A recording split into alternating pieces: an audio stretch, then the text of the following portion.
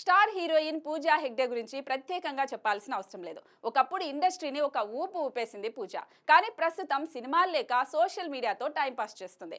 Latest hot ఫోటోలను share చేస్తూ వస్తుంది. దీంతో ఎప్పటికెప్పుడు ట్రెండ్ అవుతూనే ఉంది ఈ అమ్మడు. ముఖ్యంగా ప్రేమ విషయంలో మాత్రం బీ టౌన్ లో హాట్ టాపిక్ అవుతోంది. ప్రస్తుతం సినిమా ఆఫర్లు లేకపోవడంతో అమ్మడు ప్రియుడితో పీకల్లోతు ప్రేమలో మునిగిపోయినట్లు వార్తలు వస్తున్నాయి. మొన్న మధ్య తన బాయ్ ఫ్రెండ్ తో ఉన్న వీడియో ఒకటి సోషల్ మీడియాలో వైరల్ అయింది. Hindi Bigg Boss 10 fame serial actor Rohan మెహ్రాతో ఈ అమ్మడు డేటింగ్ లో ఉన్నట్లు వార్తలు వినిపిస్తున్నాయి. ఈ మధ్య పూజ ఎక్కడ కనిపించినా కూడా రోహన్ కూడా ఆమె వెంటే ఉంటున్నాడు.